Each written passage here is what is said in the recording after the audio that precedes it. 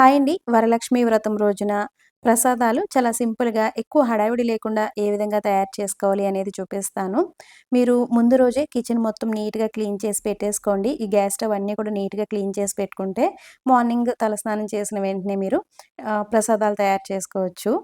First మీరు gas stove పైన rice అయితే పెట్టేసుకోండి. మనకి రైస్ ఉడికిపోతే గనక ఈ రైస్‌తో 3 రకాల ప్రసాదాలయితే తయారు చేసేసుకోవచ్చండి.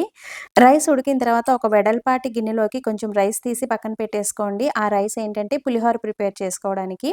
ఇంకొక గిన్నెలో నేను కొంచెం రైస్ తీసుకున్నానండి. ఇందులో పాలు వేసేసి స్టవ్ పైనయితే పెట్టేశాను. ఒక 5, 10 నిమిషాలు దగ్గరగా ఉడికిన తర్వాత అందులో మనం బెల్లం వేసేసి డ్రై ఫ్రూట్స్ నేతిలో వేయించి వేసుకుంటే మనకి పొంగలి ఈ విధంగా రెడీ అయిపోతుంది.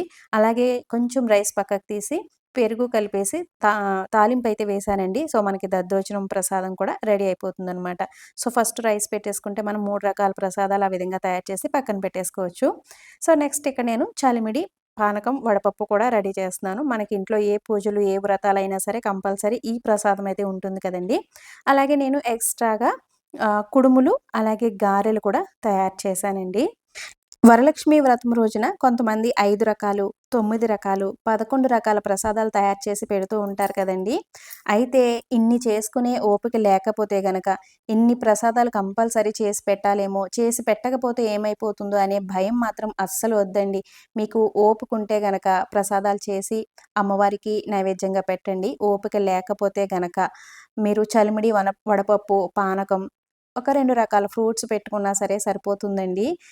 ఏది కంపల్సరీ కాదండి. ఏదైనా సరే మన ఓపికను బట్టి, పరిస్థితులను బట్టి ఉంటుంది. ఇటువంటి పూజలు, వ్రతాలు చేస్తున్నప్పుడు మెయిన్‌గా మనకి ఉండవలసినవి భక్తి, శ్రద్ధ అండి. భయంతో కాకుండా భక్తితో పూజ చేసుకోండి. వీడియో నచ్చితే లైక్ ఇచ్చి వెళ్ళండి friends. Full video link channel name కింద ఉంది. ఎవరికైనా ఇంట్రెస్ట్ ఉంటే గనక చూడండి. Thanks for watching.